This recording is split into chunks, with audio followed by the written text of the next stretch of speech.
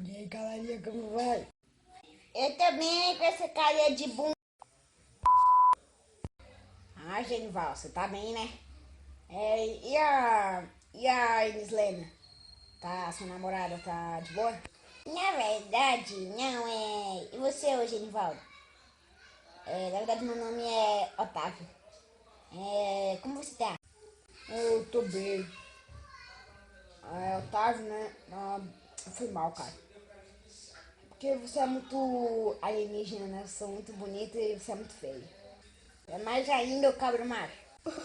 Não chama de feio não, velho. Isso me deixa triste. Foi mal, cara. Quer ser amigo? Claro, cara. Adoro ser amigo de outro. Mano, tem uns carinha ali doidão ali conversando, vai. Me chamou deformado.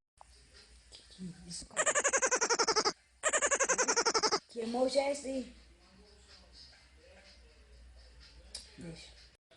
Cara, eu nunca vi FNAF, velho. Mas isso parece. Isso é tão ruim quanto, mano. Meu Deus. Como é o nome daqueles caras lá, velho? Será que eu tenho coragem de perguntar pra eles? Acho que não, velho. Ô! Como é seu nome? E aí, moleque doido? Meu nome é Genivaldo.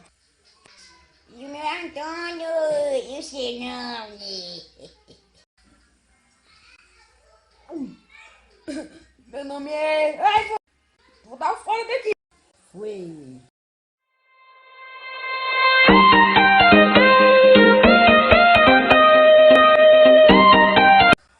Galera, na verdade, esses negócios aí era só uma forma e um efeito de,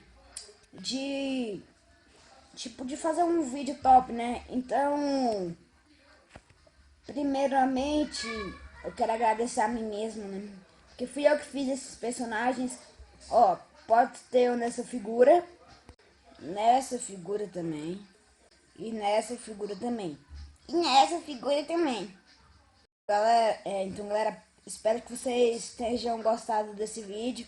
Se inscreva-se que da próxima vez eu ensino vocês como fazer esses efeitos e fazer todo mundo gostar dos seus vídeos.